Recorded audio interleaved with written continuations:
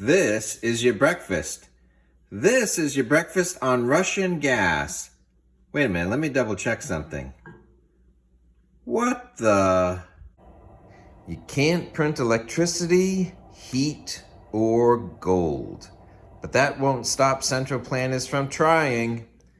With the stock markets down in 2022, such as the Dow is down 17% year to date, the S&P 500 down 21%, and the tech-heavy NASDAQ is down over 29%. You might not realize that silver is only down 10%, with gold only down 5%. Yet we're probably thinking that gold and silver are not having good years.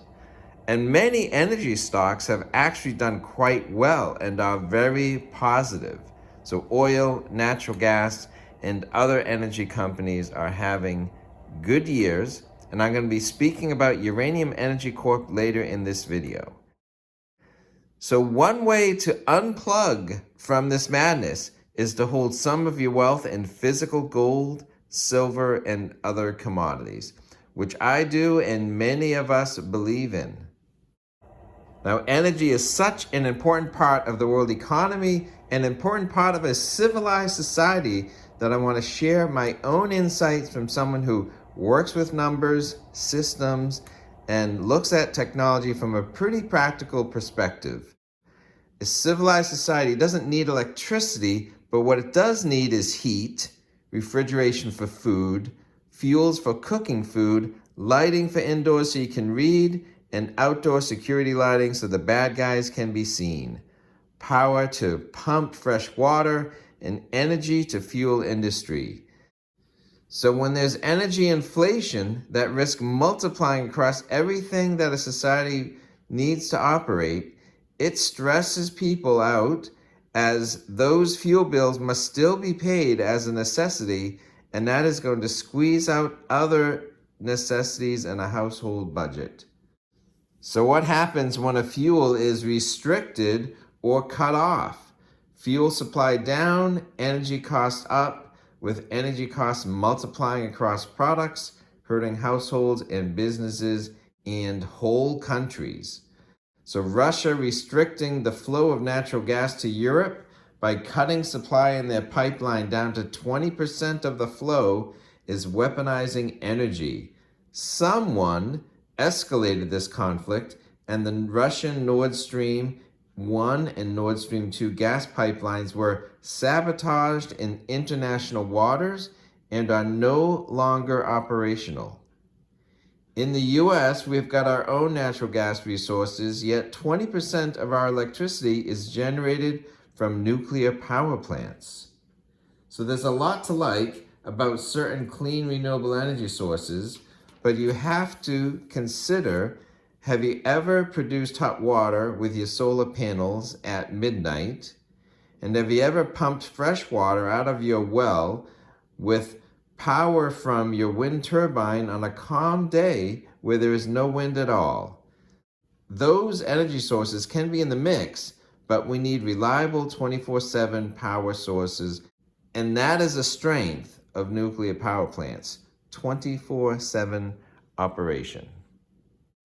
In a more peaceful time, from 1993 to 2003, as the US and the former Soviet Union were implementing nuclear missile treaties, some of the Soviet missile fleets were mothballed. The weapons-grade uranium from the missiles were converted to lower power plant-grade uranium.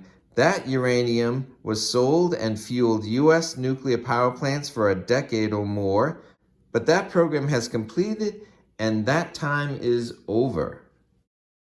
So while it's great to see swords being forged into plowshares, it's hard to make plowshares from scratch when your competitor is selling plowshares made from free swords. So the U.S. uranium mining industry did not survive in the face of this cheaper Russian fuel that is no longer available.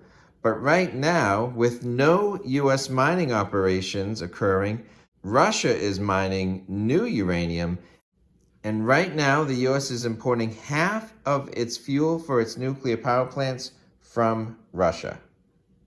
But with the natural gas from Russia to Europe being restricted, then shut off, can the U.S. really count on getting uranium from Russia going forward? Now, one U.S. company is positioned to meet the need for supplying uranium from safe jurisdictions to fuel the U.S. nuclear power plants. I'd like to thank Uranium Energy Corporation for sponsoring this video.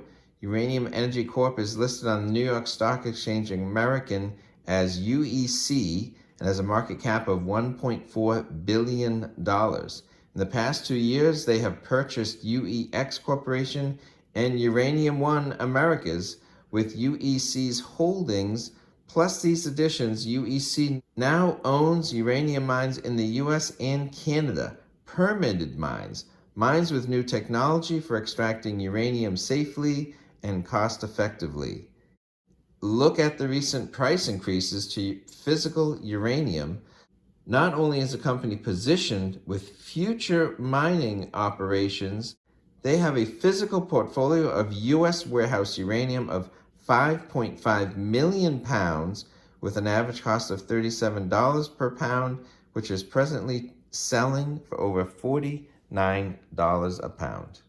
A civilized society needs energy for homes and for industry. As the world gets more chaotic, it makes more sense for key supplies to come closer to home or from your own backyard. Nuclear power plays a significant part of America's present and will do so even more in the future, and Uranium Energy Corp is uniquely positioned to provide the U.S. with uranium mined in the U.S. and Canada, and already has a strategic uranium reserve of its own with over 5 million pounds stored safely in the United States. There's a bright future ahead for all of us.